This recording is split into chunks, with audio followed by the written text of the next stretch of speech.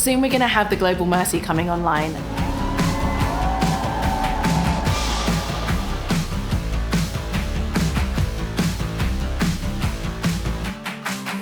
can't help but be moved by the things that you see here. That's life-changing and it's life-giving.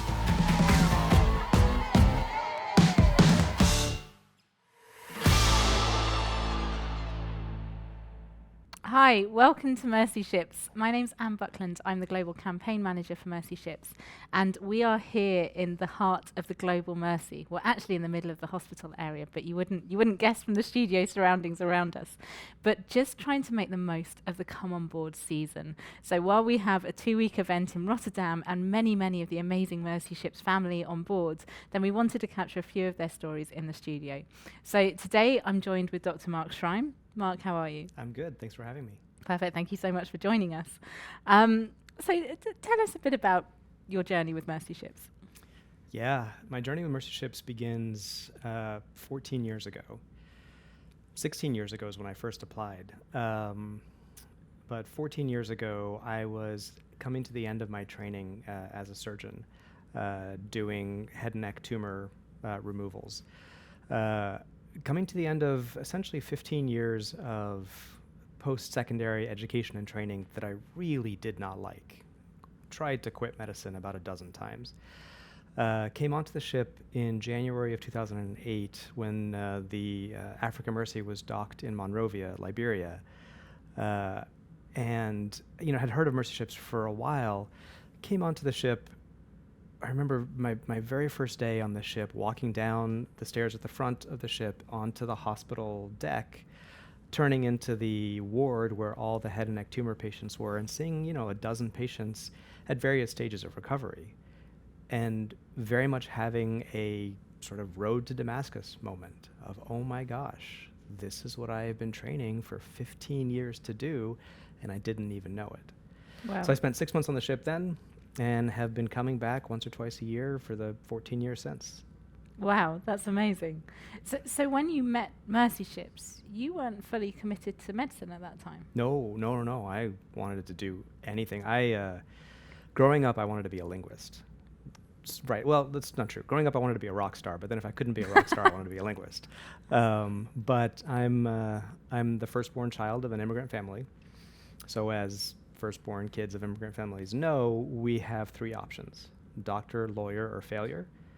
So I chose medicine because that's what kind of the expectation was. And, I liked science. I liked biology. So it was a natural fit. But yeah, I was definitely not committed to being a doctor at that point. Wow. Now, you've just written a book as well, which it feels appropriate to mention here, all about that journey of finding your purpose. Can you just tell me a bit about what that looked like? Sure. The book or the journey? Or the journey. Yeah. So the book is called Solving for Why, WHY, and it is about this journey, my own journey of solving for my own why, figuring out what my purpose is. A lot of it centers around that moment, that sort of epiphany moment. But I'm not a very brave man. So after the epiphany moment, it's not like I, automatically threw everything else away and was like, yep, I'm doing this. It took me another 10 years to fully let go of a US-based practice in medicine, and to commit to this global health, global surgery life. And that path is a path that, as anyone who's walked it knows, it's a path full of doubt and anxiety and fears and all of that. But it's also a path full of wonder and contentment and purpose and worship, really. And that's what this book is about. It weaves stories of Mercy Ships, stories of global surgery in general, along with my own story of finding that purpose. So just tell me a bit about that, because I think that's actually something that a lot of people will be able to resonate with. The idea of sometimes when you're following something that is so true to everything that you were made to do, it can be quite a lonely path and quite an anxiety encouraging path. Yes. Tell me a bit about that. I think the anxiety particularly,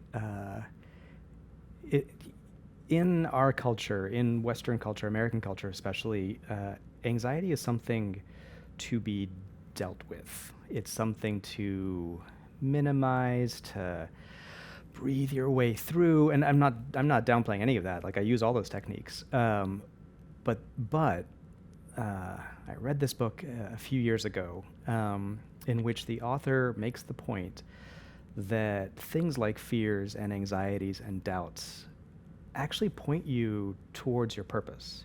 And in this book, the author uses it's an example that stuck with me. He says, imagine somebody with social anxiety, somebody who gets really stressed in social situations, really doesn't like social situations. He says, if personal interaction wasn't important to this person, then they wouldn't have social anxiety, right? It's because it's so important that it causes anxiety. And it's the same thing. If you're pursuing something that you think is super important, it's what your why is, what your purpose is, then of course it's also going to cause fear. Mm-hmm. So in a sense, the fears point us, they're signposts towards what we value most. Wow. So for you, what does that look like as you've come to the journey with Mercy Ships, and also an incredible journey with the wider arena of global health? How have you found that fulfillment amongst the anxiety? Oh yeah, and I don't want to pretend that the path is all. In fact, that's what part of this book is about. The path isn't all anxiety, fear, and doubt. I mean, there's all the stuff, the good stuff that comes with it, and we have a choice, honestly, when we're pursuing our path, to keep our eyes down and watch our feet in the mud of the anxiety and the doubts and the fear, or to, look up and see this weird, wonderful, crazy path that we are on. What's that path look like for me? Because as I said, in 2008 is when I first came to Mercy Ships. I came back from that. I still had 6 more months of fellowship to do. So I came back from that experience, went into my fellowship, and then kind of stayed on. There's a moving sidewalk that a lot of our lives can be, especially in medicine.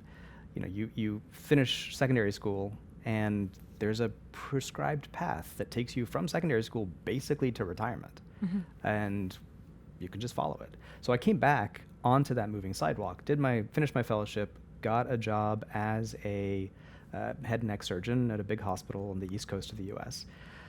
And a couple of years later, I was back on the ship, and I was speaking with Dr. Gary Parker, who's a long-time Mercy Ship surgeon, chief medical officer on the Africa Mercy. We were talking about everything, relationships, religion, politics, whatever. But at one point in this conversation, I asked him how he makes difficult decisions in his life. Mm-hmm. And he said that when he comes to a crossroads, he looks 30 years down the line at the best possible outcome of each of his 2 options.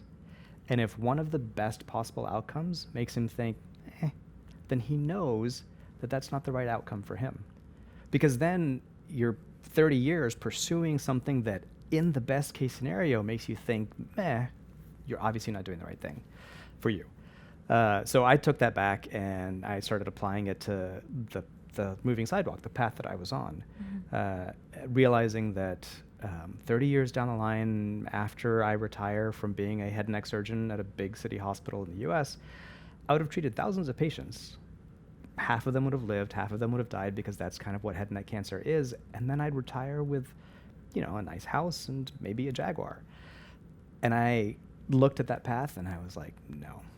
And that's when I really knew that I had to start making a change. Now, it still took a few years, almost a decade, to make that change. But that's at that point when I knew that I had to leave full-time practice in the US and start pursuing this global health more. One other thing I want to say here, that was my path.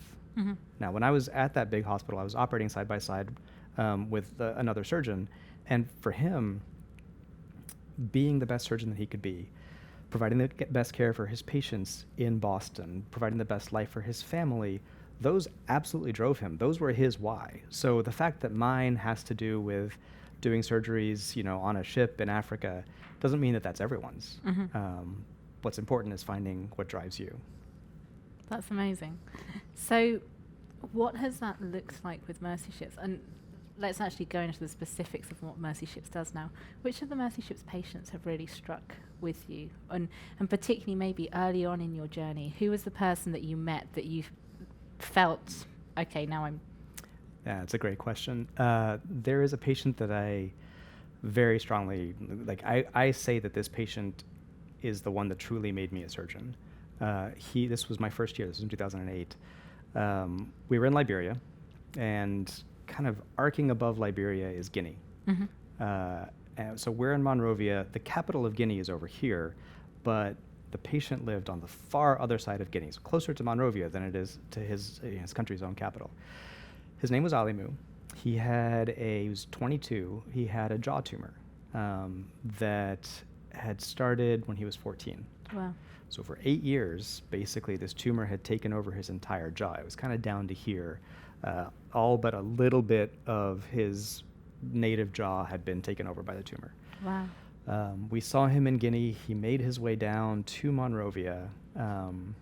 We took out the jaw tumor, took out the jaw as part of the jaw tumor, leaving just that normal bone behind, put a metal plate to recreate the jaw, left it there for 3 months, and then 3 months later came back, took some bone from his hip to recreate a jaw. Wow. And I wish I had pictures here to show you the difference in what he looked like, just cosmetically what he looked like, but also the difference in sort of his smile, his ability to eat, his, all of that. And that's what I love about these patients. I love about this work, is that it's really easy to look at a patient with a tumor and say, oh, there's a tumor, let's take it out. But what these tumors do is they impact these patients' health, but they impact their integration into their community. They impact their ability to go to school or to work. So surgery feels like it's just this thing where we take out a tumor, but we've done some research on this. What patients report most strongly, more than anything else, isn't health as much as integration into their community. Wow. Yeah. So the surgery, it's interesting, we've got a hospital, the Global Mercy Experience going on at the moment, and one of the rooms is called Just One Surgery, unpacking the impact of that just one surgery can have not just for the patient, but for their family, their community, and then magnified because you've got patient after patient after patient who has that impact. What's that been like for you? When was the moment you realised that this wasn't just one person on the operating table that you were addressing, but actually you were addressing a whole community and how they interacted with that person through that? So in the middle of my story, I went back to do a PhD, and as part of my PhD dissertation, one of my advisors had kind of suggested that we look at not just health, but specifically the finances. What are patients paying to get surgery? Not just on the ship, but in general in the global community, what are patients paying to get surgery? So we did a paper, we did a model, we figured out that over 40% of the world's population would be driven into poverty if they tried to get surgery today. Wow. And that was, for me, the first kind of twinge of, oh, there's a lot more going on here. You'd think I would have copped onto this earlier than that, but that was my first twinge of there's more that's happening than just what's happening in the operating room. And over the course of the 10 years since my PhD, that has become a lot more important to me. Really important what happens in the operating room, really important here on the ship or elsewhere that we do good quality surgery, that we're getting good results, that we can proudly stand behind what we're doing in the operating room. Also really important what's happening to the patient before and after the operating room. So what does that look like? How do you even go about branching into that? In terms of? So, for example, Mercy Ships provides, so one of the great things with the Global Mercy is that it's not just a hospital, but it's a massive training facility as well that we can pull people in. So how is it that, and I know a key passion of yours is the medical capacity building that is provided as well. So what does that look like? So, for example, take us through when the Global Mercy gets to dock in a host country in Africa. What will that look like, not just for the patients that are coming into the operating room, but for the communities around it? Yeah, so we've kind of been focusing on the patients coming into the operating room. What will it look like for those patients? It will look like,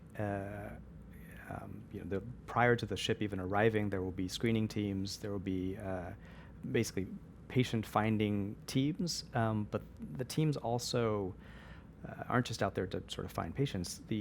What really we want to do is, I don't like this phrase, but I'm going to use it anyway, is sort of leave something behind.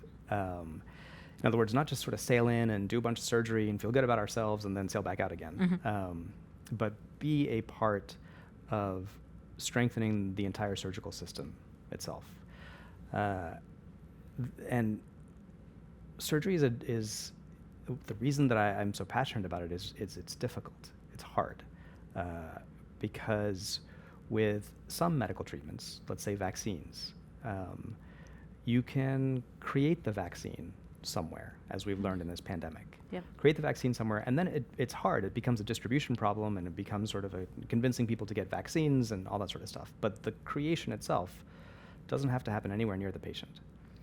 With surgery, you've got to bring the entire means of production close to the patient. So we do that with the ship, but that's a temporary solution. Really, what will lead to long-lasting, sustainable effects is to help build that means of production in the countries in which we work. Now, that means infrastructure, that means operating rooms, that means instruments, sterilizers, that means people. And again, it's really easy when we talk about surgery to think about the surgeon as the people. We're one part of a much larger team that includes anesthesiologists, obviously, and nurses, obviously, and also biomed tech and people who do the sterilizing. So building up that entire team. So that's what I really like about when Mercy Ships thought about doing this ship is really standing behind that and investing in that and saying, okay, we're going to keep doing surgeries, but that's not all we're going to do. We're going to dedicate space and technology, et cetera, on the ship to allow that training to happen. How do you feel looking at the potential of that? Of the training? Yeah. Again, I mean, I'm a surgeon. In the end, I like operating, but I know that the best impact that we can have is not going to come just from the surgeries. It's going to come from, if we truly commit to doing the training and doing it well, doing it responsively to the needs of the countries that we're in, not being kind of cookie cutter, but understanding the needs of the country and responding to that. My gosh, I think the impact that we can have will far outlast this ship and any other ship that we build.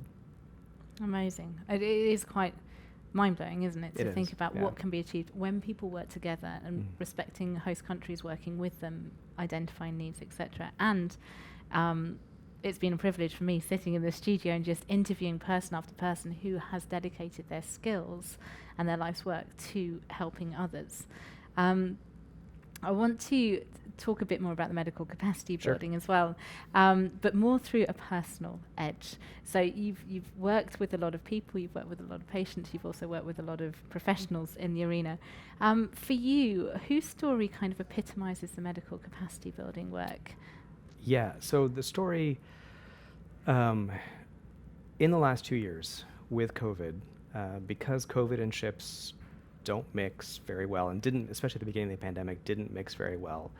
The ship wasn't doing a lot of operating, doing any operating. And one of the responses that Mercy Ships had to that was essentially to start partnering with other organizations that have land-based hospitals that we, the surgeons, the anesthesiologists, nurses, could staff when there was a staffing need. So as part of that, in November of 2021, was working in Zambia and was working alongside a Zambian oromaxillofacial surgeon. What I absolutely love about this story is there is it's tempting to slip into an unintentional colonialism when we talk about training, that we know better. we know how to do the surgeries better. You over here in whatever, Zambia, let me teach you how to do things, which is not the case. I have the privilege of working on a ship where everything I need is basically available to me.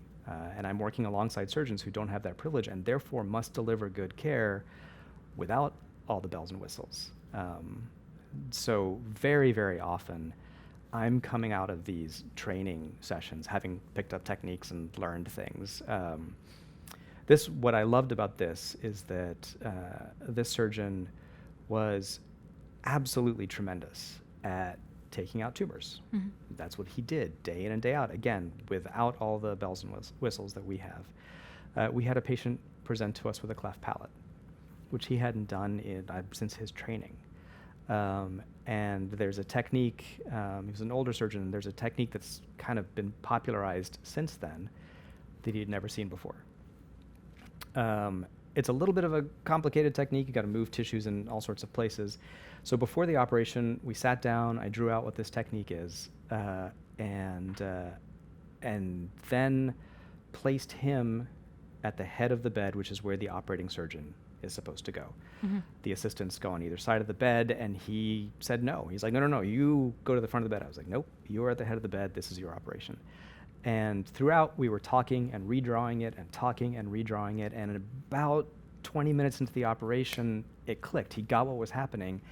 And the excitement, and I felt this every time I learned a new technique, the excitement of, oh my gosh, I've just opened up my arsenal a little bit more. There's a new set of patients that I know how to treat.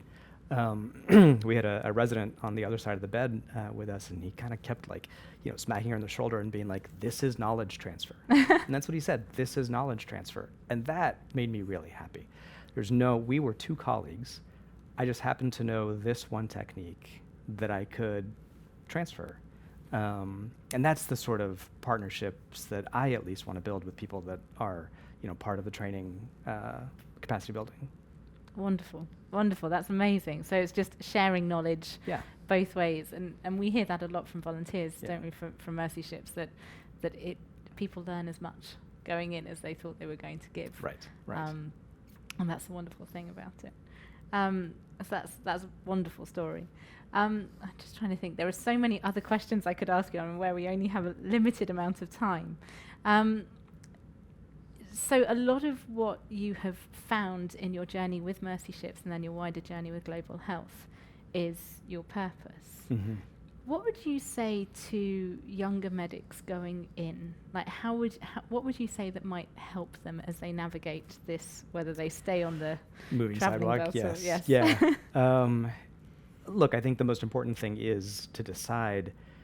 One of the mistakes that I made, and made for 10 years, even after knowing what my purpose was elevating the path, the moving sidewalk, above purpose. Instead of saying, this is what I'm supposed to do with my life, now let me create a life that points in that direction, I was saying, this is the direction I'm going. So why don't I just sort of discard or disregard the parts that don't quite fit this?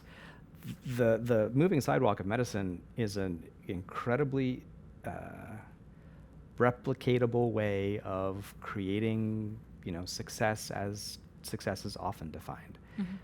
And if that is the direction that you want to go, absolutely be the best dang surgeon, intensivist, whatever that you can be. Absolutely. But take a moment at least to do that thing that Gary Parker made me do. Take a moment to look 30 years down the line and think, in the best case scenario, where will I be, and am I passionate about that? And then make decisions around that. Perfect. Well, I think that's a great thought to end the chat on. So thank you so much, Mark, for joining me. Thanks for having me.